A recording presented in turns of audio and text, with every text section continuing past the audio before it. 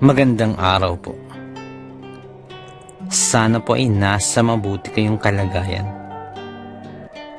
Ako po ulit si Obet. At meron na naman po tayong kwentong ibabahagi sa inyo. Ito po ay naganap sa totoong buhay.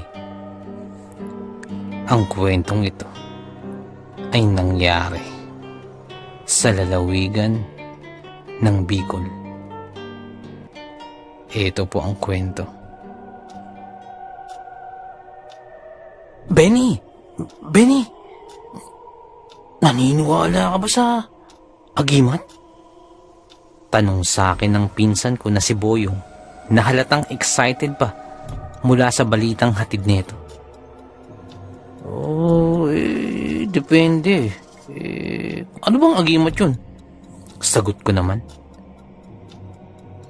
Yung may sabulag, yung hindi ka makikita.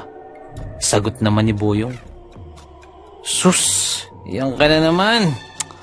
Puro kakalukuhan eh. Sagot ko pa. Sanay na ako sa mga ganyang kwento ng pinsan ko. Napawang mga kwentong kutsero lamang. Kumbaga puro kayabangan. At hindi naman mapatunayan. Hindi nga. Ikaw pala eh. Wala kang kabilib-bilib sa akin. Pagpupumilit pa ni Boyong. Ikaw? Magkakaagimat? Sa 10 sinabi mo, 11 sablay. Kaya paano ka magkakaagimat? Sagot ko pa. Loko pala ito eh. Syempre hindi ako. Sinabi ko bang ako yung may agimat? Si Simo. Sagot naman ni Boyong. Si Simo ang isa pa naming pipinsanin. Nung kami mga bata pa lamang, ay kami-kami rin ang magkakababata. Kami-kaming magpipinsan. Halos sa iisang baryo lang kami nakatira sa Bicol. Masasabi kong siya ang pinakamabait naming pinsan. At napakabait sa magulang. Napakamatulungin din. Subalit nung makapagtapos na kami ng high school, kami ni Boyong ay nakipagsapalaran sa Maynila. Naiwan naman si Simo sa Bicol dahil mas ninais niyang siya ang makatuwang ng kanyang mga magulang sa pagsasaka. Mahigit 5 taon na ang lumipas simula nung magpunta kami ng Maynila. At dahil dun, ay nakasagap muli ako ng balita kay Simo. Pagkadinig ko sa kwento na yun ni Boyong, ay medyo binigyan ko ito ng pansin, subalit sa loob-loob ko, para lamang makapanatag na si Boyong at tumahimik na. Paano mo naman alaman yan? Inasabi ko si Simo. Tanong ko. Ako pa ba? Sinasabi ko si Benny. Hindi akong naghahanap ng balita. Balita ang kusang lumalapit sa akin. Sagot pa ni Boyong na punong-puno ng kahambugan. Diyan ka magaling. Yan ang agimat mo. Yung maging usisero. Sagot ko pa sa kanya. Ano nga ulit yung agimat ni Simo? Tanong ko naman. Kita mo to. Kita mo, makausisero ka kanina. Akala mo naman Pero napakachismoso mo rin pala. Sagot naman ni Boyong. Siyempre, inabala mo na ako Kaya lubos-lubosin mo na. Ano pa bang magagawa ko? Sagot ko naman. Tumingin muna sa paligid si Boyong. Sinisigurong walang ibang tao maliban sa amin. At nang makasiguro na, ay bumulong sa akin si Boyong. Tagabulag, bulong ni Boyong sa akin. Napatapik na lamang ako sa aking hita pagkadinig nun. Sabay hagalpak ng tawa. Yan ka na naman sa kalokohan mo Hindi mo na ako mabibilog dyan, pinsan. Yan ka na naman sa mga kwentong kutsero mo. Sagot ko na may kasamang pangungutya. Kita mo tong si Raulong to. Akala mo ba niloloko kita? Ako ang pinakatapat mong pinsan. Kahit tagayin mo ng bato yung kapitbahay natin. Totoo yan. Sagot pa nito. Nako Boyong, puro kakalukuhan. Nasasayang ng oras ko. Dapat naglalaban na ako ngayon eh. Sagot ko pa. Hanggang sa ang kwentuhan namin noon ni Boyong ay nauwi na lamang sa inuman. Makalipas ang halos isang buwan, nabalitaan na lamang namin na lumuwas si Simo sa Maynila. Kasalukuyan na ako nagtatrabaho nun sa isang bakery bilang isang panadero. At dahil doon ay napaliban ako sa aking trabaho upang masundo si Simo dahil bagong dating lamang ito sa Maynila. Kami ni Boyong ang sumundo kay Simo sa terminal. Matagal-tagal na din naming hindi nakikita si Simo. At matagal-tagal na din kaming hindi nakakabalik ng Bicol. Kung kaya't tuwang-tuwa kami nang kami ay nagkita-kita. At parang halos walang nagbago sa amin. Medyo nagbago ng bahagya ang aming mga itsura. Pero pagdating sa kung paano kami magkakasama dati, ay halos walang pinagkaiba. At dahil matagal kaming hindi nagkita-kita, ay inaya namin si Simo na mag-inuman. Hindi naman talaga pala inom yan si Simo. Napilitan na lang dahil sa kakulitan namin. Total, kami lang namang magpipinsan ang magkakasama sa inuupahan naming bahay. At dahil hindi naman sanay sa inuman talaga si Simo, ay kaagad itong tinamaan. Hanggang sa mapadako ang aming usapan tungkol sa mga agimat. Kinulit ito ng kinulit ni Boyong. Itinatanggi pa ito ng una ni Simo. Pero nung nakarami na rin ng inom, ay inamin niya na din ito. Bagamat may tama na si Simo, ay pinili niya pa ding huwag lakasan ang kanyang boses habang ikinukwento sa amin. Ang taglay ko ay sa bulag. At mula yun sa niyog na iisa ang mata. Kwento pa ni Simo. Oh, talaga ba? Paano mo naman natuklasan yun? Tanong naman ni Boyong. Itinuro yan sa akin.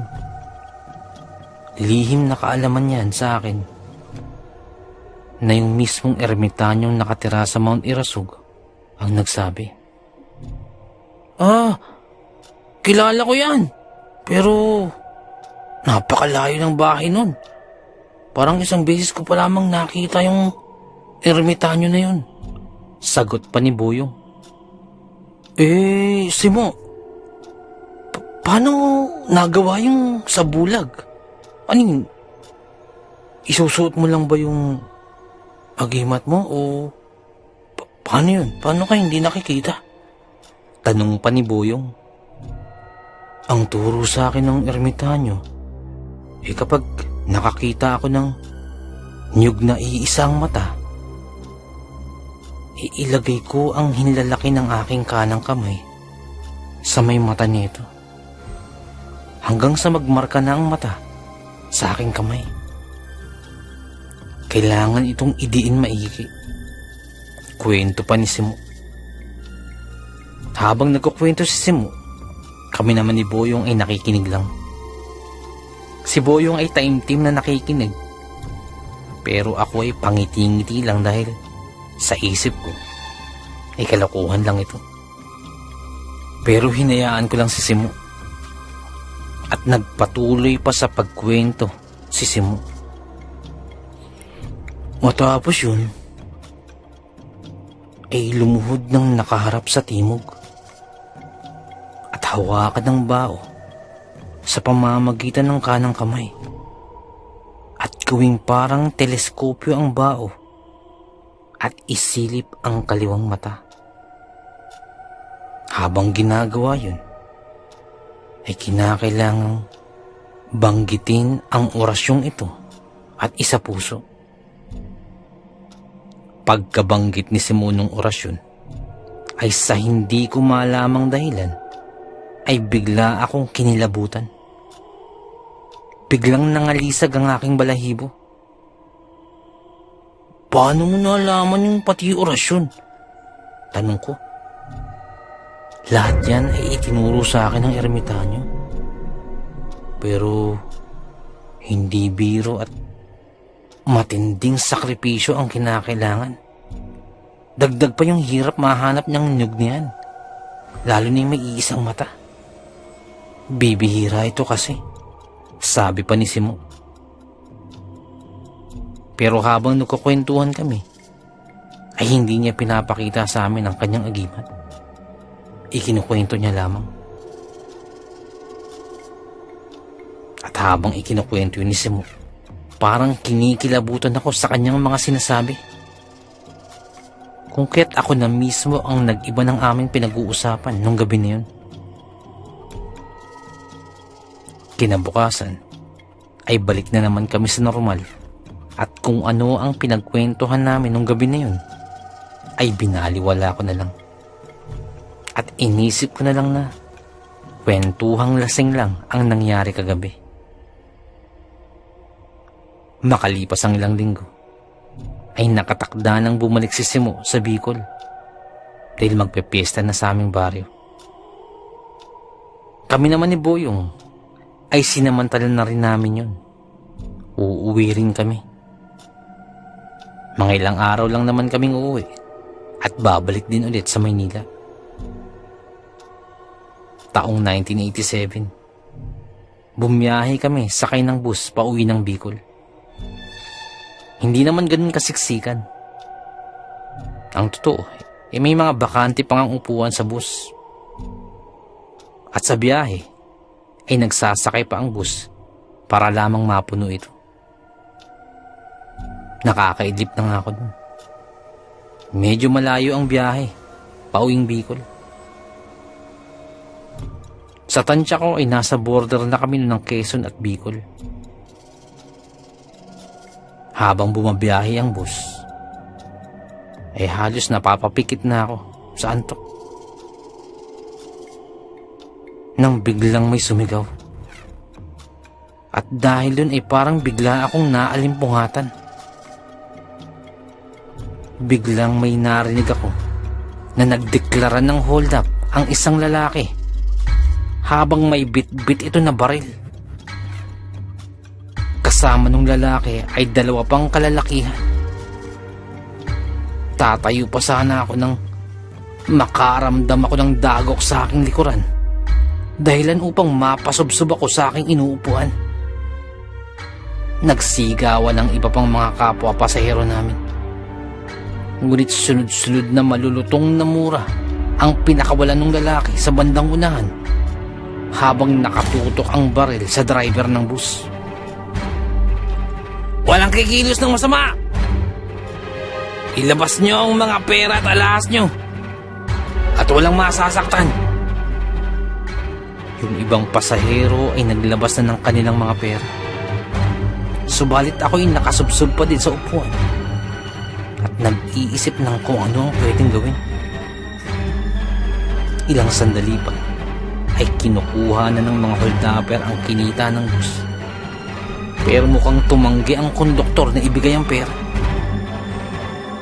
Kasunod nun ay nakarinig kami ng paggalabog. At kasunod nun ay napaluhod ang konduktor. Mukhang sinaktan ito ng mga holdapper. Dahil doon ay nagsigawan ng iba pang mga pasahero. Ngunit kaagad namang itinutok ng holdapper ang kanilang mga baril sa mga pasaherong naglilikha ng ingay. Katabi ko nun sa upuan si Boyong at maging ito ay ninenervyos din. Kasama rin namin sa biyahe na yun si Simo, ngunit sa iba siya nakapwesto nakaupo. Nang magtatangka na naman akong tumayo, ay maya-maya pa'y nakatutok na ang baril sa amin. Maling galaw lamang ay kakalabitin na ng holdapper ang baril. Sa ganung punto ay tila naglaban ang aking isipan. Kung papalag ba ako o titikom na lang at uupo. Nang bigla na lamang bumagsak ang holdapper na tumutok sa akin ng baril. Bagsak ito sa sahig ng bus at walang malay. Parang may humampas dito, ngunit wala naman kaming nakitang iba pang dumikit sa kanya. Nagmura na yung dalawang holdapper na kasamahan nito at tumingin sa aming direksyon. Kasabay naman ang pagtutok ng mga baril nito. Ngunit maging kami ay hindi namin alam kung sino ang may gawa nun. Nang maya-maya pa ay parang may humampas na naman sa isa pang holdapper. Bagsak din ito at walang malay sa sahig ng bus. Ngunit wala pa rin kaming nakikitang iba pang nilalang na lumapit man lamang dun sa holdapper na yun. Walang ibang kadikit yung holdapper na yun at bigla na lamang itong bumulagta, kung kaya't yung natitira na lamang holdapper ay nagmumura na at hindi malaman kung saan itututok ang baril nito. Kasunod nun ay bigla na lamang nabitawan ng holdapper ang kanyang baril at bigla na lamang itong napaluhod habang namimilipit sa sakit. Hindi ko alam kung anong nangyayari, pero parang may bumanat sa holdapper niyon. Pero wala man lamang kaming nakikitang lumalapit sa kanila. Pagkabagsak ng mga holdapper, ay sinimantala ko na agad ang pagkakataon. Kaagad naming dinamba yung bumulagtang holdapper at pinagsusuntok ito. Kaagad kong binunot ang aking sinturon at ipinantali sa kamay ng isang holdapper. At gano'n na din ang ginawa ng iba pang mga pasahero sa iba pang mga holdapper na bumulagtak. Kaagad namang idiniretso ng driver yung bus patungo sa pinakamalapit ng presinto. Sa buong pangyayaring yun ay hindi ko nakita si Simo. Hindi ko alam kung asan siya. Pero sigurado ako magkakasama kami sa bus dahil sabay-sabay kaming sumakay kanina. Matapos kaming makuhaan ng statement ng pulisya, ay saka din kami pa lamang nagpatuloy ng biyahe. Ngunit ayon sa pag-iimbestiga ng pulis, ay nawawala ang isang baril na gamit ng isa sa mga holdapper. Dahil dadalawang baril lamang ang kanilang na-recover. Pero ayon din sa pulis, baka nalaglag ito sa bus habang bumabiyahe. Dahil doon, saka pa lamang kami nakauwi. Subalit, habang nasa biyahe pa uwi, ay hindi pa rin namin nakikita si Simo. Hindi namin alam kung nasan siya.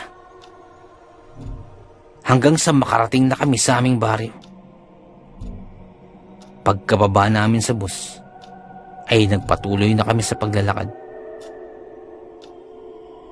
Nang bigla na lamang may umakbay sa amin ni Boyong. At biglang lumitaw sa pagitan namin ang aming pinsan na si Simo. Gulat na gulat kami at manghang-mangha kung paano siya lumitaw sa aming pagitan. Buti na lamang walang nasaktan kanina, biglang sabi ni Simo. At habang sinasabi yun, ay ipinakita na ito sa amin sa kanyang isang kamay ang isang baril na tandang-tanda ko na mula yun sa isa sa mga holdapper. Doon pa lamang ako naniwala at talaga namang napabilib sa taglay ni Simona, tagabulag. Napakahiwaga ng ating mundong ginagalawan. Napakaraming bagay ang mahirap ipaliwanag. Pero, nagaganap. Hanggang dito na lamang po. Salamat po sa pakikinig. Magandang araw po.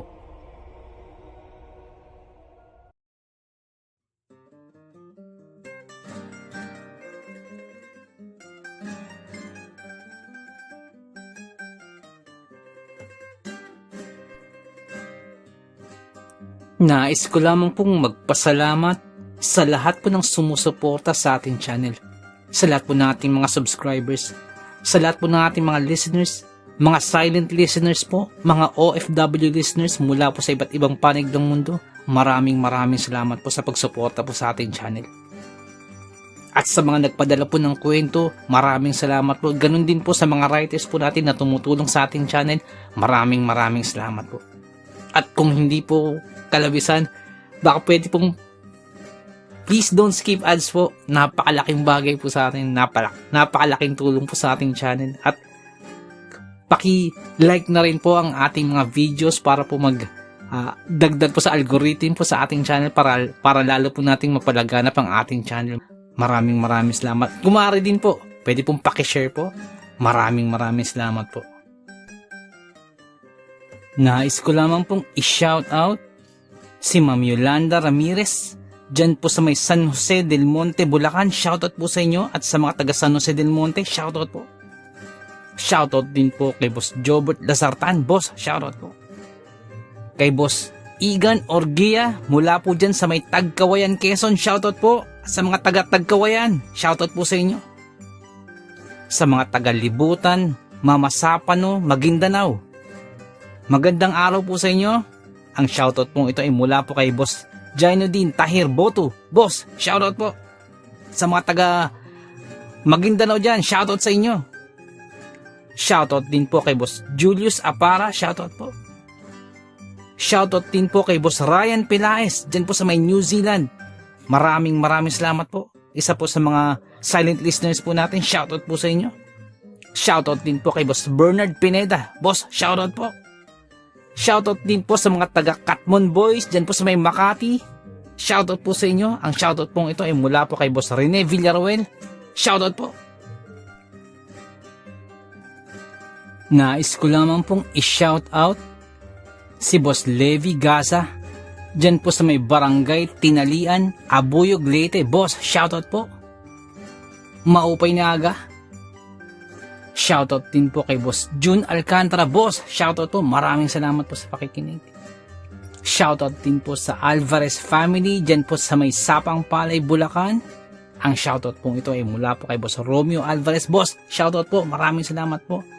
At sa mga taga Sapang Palay, Bulacan, shoutout po sa inyo. Shoutout din po kay Boss Malvin Esguera. Boss, shoutout po. Shoutout din po kay Alita at Andrea Salvador, dyan po sa may Encanto, Angat, Bulacan. Ang shoutout pong ito ay mula po kay Boss Randy Salvador. Boss, shoutout po. Shoutout din po kay Boss Chokoy Benosa. Boss, shoutout po. At kay Boss Carlos 765, dyan po sa may Pangasinan. Boss, shoutout po. Maraming salamat po sa pakikinig. Shoutout din po kay Boss Ralph Dio Cariza. Boss, shoutout po. Shoutout din po sa mga taga Bago City, Negros Occidental. Shoutout po sa inyo dyan. Ang shoutout pong ito ay mula po kay Boss Good Vibes PH. Boss, shoutout po. Shoutout din po sa Malikboy family, Amaw family, Reyes family, at Rabano family, dyan po sa may Pagbilao, Quezon. Shoutout po sa inyo dyan. Ang shoutout pong ito ay mula po kay Ma'am Joy Reyes. Shoutout po sa inyo. Sa mga tagpagbilaw, Quezon, shoutout po. Shoutout din po sa family at sa mga anak po ni Boss Aquila Misahon, dyan po sa may Barangay Niogan, Pililla, Rizal. Boss, shoutout po. Maraming salamat po sa pakikinig. Shoutout din po kay Jepoy, kay Jessa, at kay Fritz. Ang shoutout po ito ay mula po kay Ma'am Annabeth Apruebo. Shoutout po sa inyo. Shoutout din po kay Boss Bulag na Anghel. Boss, shoutout po. Maraming salamat po. Nais ko lamang pong i-shoutout si Boss Jimmy Kua. Shoutout po sa inyo. Maraming salamat po sa pakikinig. At shoutout din po sa may Samahang Maralita, sa mga tagapakinig po dyan. Maraming salamat po. Shoutout din po kay Boss Jesse Manresa at sa misis po ni Boss Jesse. Shoutout po sa inyo. Maraming salamat po sa pakikinig. Shoutout din po kay Ma'am Elizabeth Arnaiz. Shoutout po sa inyo, ma'am. Shoutout din po kay Ma'am Annie Viloria. Shoutout po sa inyo. Kay Ma'am Annabel Apruebo. Shoutout po. Kay Boss Baby Langka. Shoutout po sa inyo. Shoutout din po kay Boss Rex Hunters Adventure. Boss, shoutout po. Maraming salamat po sa pakikinig. Nais ko lamang pong i-shoutout si Ma'am Janet Verga dyan po sa may Qatar. Ma'am, shoutout po. Maraming salamat po. Shoutout din po kay Boss I'm a Player. Boss, shoutout po sa iyo. Shoutout din po kay Ma'am Maggie Mangahas. Shoutout po. Kay Boss Jun Tupas. Boss, shoutout po. Kay Boss Eduardo Ducay. Boss, shoutout po. Kay Boss Rick and Resty Alcantara. Shoutout po sa inyo. Ang shoutout pong ito ay mula po kay Boss June G. Alcantara. Shoutout po.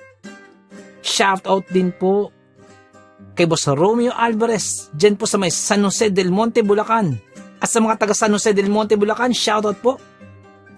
Shoutout din po kay Boss Goodson ng San Mateo Rizal. Boss, shoutout po. Maraming salamat po.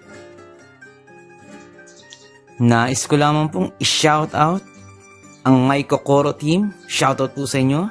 Shoutout po kay Boss Jeric, kay Boss Lawrence, kay Boss JB,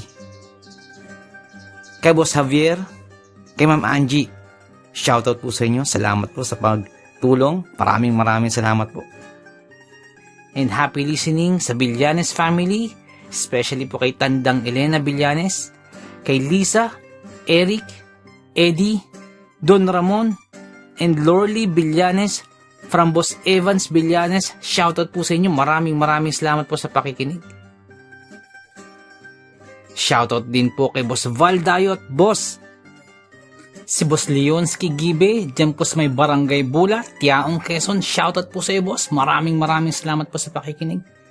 Si Boss Beshin 6045. Boss, shoutout po. Maraming salamat sa pakikinig. Nais ko lamang pong i-shoutout si Boss Sol Luna. Boss, shoutout po. Maraming salamat po sa pag-share po sa ating kwento. Salamat po, boss. At shoutout din po kay Boss Dipred. Boss, maraming salamat po.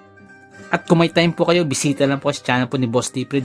Dipred Mystery Files. Magaganda po ang kwento ni Boss Dipred. May time po kayo, bisita lang po sa channel po niya. Shoutout po sa inyo. Nais ko lamang pong i-shoutout si Boss Malvin Esguera at si Boss Ronaldo Esguera. Shoutout po sa inyo. Shoutout din po sa Manhattan Hamburger and Restaurant. Diyan po sa may Bucandalia, Imus, Cavite. Shoutout po sa inyo. Maraming salamat po sa pakikinig. Si Boss Bulag na Anghel. Boss, shoutout po sa iyo. Salamat po sa pakikinig. Shoutout din po kay Ariando Tamor, kay Boss Christian Ed, at kay Boss Ferdinand Tamor. Diyan po sa may Las Piñas. Shoutout po sa inyo. Ang shoutout po ito ay mula po kay Boss Chris. Shoutout po. Shoutout din po sa King Solomon Game Farm dyan po sa may Tawid, Maasin City, Southern Leyte. Shoutout po sa inyo. Shoutout din po kay Ma'am Rosie de Mesa. Ma'am, shoutout po. Letran, boss, shoutout po sa inyo dyan. Sef Letran, dyan po sa may Qatar. Shoutout po. Maraming salamat po sa pakikinig. Shoutout din po kay Boss Leonsky Gibe. Shoutout din po kay Ma'am Annabel Apruebo. Shoutout po. Kay Ma'am Annie Viloria. Shoutout din po. Shoutout din po kay Boss Anthony Fidelis dyan po sa may Doha, Qatar. Shoutout po. Shoutout din po kay Boss Joel Christian Cataluna. Shoutout po. Kay Boss John Moises Bongkawil. Shoutout po sa inyo, boss. Shoutout din po sa King Solomon Game Farm dyan po sa may Tawid, Maasin City, Southern Leyte. Shoutout po. Shoutout din po kay Ma'am Feli Raimundo Rivera. Shoutout po. Shoutout din po kay Boss Real Mix Vlogs. May time po kayo, bisita na po ang channel po ni Boss Real Mix Vlogs. Shoutout po sa iyo, boss. Shoutout din po kay Ma'am Julie Ruel, kay Ma'am Raquel Punsalang, Ma'am Melania Ruel. Shoutout po sa inyo. Sa family niyo po, shoutout po. Tapos Loreto Ihaan Jr., shoutout po. Sir Ron Pilapi, dyan po sa Kentucky, shoutout sa iyo. Tapos Liay Estoque, shoutout. Tapos Edison Velasco, shoutout. Boss Rodney TV, may time po kayo, bisita na po channel po ni Boss Rodney TV. Vlogs niya po sa mountain bike. Shoutout din po kay Boss Red Rosal. Nag-livestream po si Boss Red every Wednesdays, Fridays, and Sundays. May time po kayo, bisita na po sa channel niya. Boss Lady B, 73, dyan po sa Texas, shoutout po. Boss Ed Uy, shoutout po. Boss Dimples Yumi, boss, shoutout sa iyo, boss. Ma'am Liza Arcega, shoutout po. Ma'am Ivy Standian, shoutout po. Boss Rochelle Abillar, may time po kayo, bisita na po sa channel po. Rochelle Abillar po. Ma'am Melanie Passion, shoutout. Ma'am Milagrosa Lok, shoutout. Boss Nonoyski, shoutout sa iyo, boss. At yung BFF pala ni Ma'am Jane, si Boss Hershey, shoutout sa iyo. Boss Miles, shoutout po. Boss Lord Olivar, shoutout po. Boss Rexy Ann, shoutout po. Boss Jesse Joshua Castillo, shoutout po. Ma'am Maya Flores, shoutout po. Boss Queenie, shoutout po. Boss Alberto Liano, shoutout po. Ma'am Michelle Cedron, shoutout po. Ma'am Susan De Los Santos, shoutout po. Boss Ron and Ma'am Lenny Fish, shoutout po sa inyo. Sir Reynaldo Silong, shoutout po. Ma'am Charlene Gumansing, shoutout po. Boss Psychic Scorpio, shoutout po. Ma'am Marianita FL, shoutout po. Boss James Channel, may time po kayo, bisita na po channel po ni Boss James. Ma'am Maribel Salcedo, shoutout po. Boss Vinci Maya, boss, shoutout po. Boss Leonardo Manalo, shoutout po. Boss Yumi Cotton TV, shoutout sa iyo, boss. May time po kayo, bisita na po sa channel, Yumi Cotton TV. Boss Yoreski Escalona, shoutout sa iyo, boss. Boss Jopay Bertuto, boss, shoutout sa iyo. Ate Peng, shoutout po. Ma'am Elaine Almera, shoutout po. Boss Supremo Proxky, dyan po sa Cavite, shoutout sa iyo, boss. Ang Bless na Baka, shoutout po. Ma'am Christian, dyan po sa Hamburg, shoutout po. Kaya, Sir Alex of Southern Mindanao Creepy Experience, shoutout sa iyo, sir. Boss Jimmy Pandong, shoutout po. Kay Tata Estong Nestor Bauyon, dyan po sa London, shoutout po. Ma'am Mary Asilar, shoutout po, dyan dito po sa UK. Boss Edward Malilin, boss, shoutout po. Boss Raymond Glover, shoutout sa iyo, boss. Ma'am Eliza Miguel, shoutout po. Shoutout po kay Boss Ricky Gonzalez, kay Boss Bobby, kay Ma'am Milagros Gonzalez, kay Sir Romeo, shoutout po sa inyo. Boss Sai 1986 Vlog, may time po kayo bisita ng channel, Sai 1986 Vlog. Boss Young's Life, shoutout. Boss Russell Ferreira, shoutout. Boss M. Slack, shoutout. Miss Jabel, shoutout po. Boss Choji D, shoutout.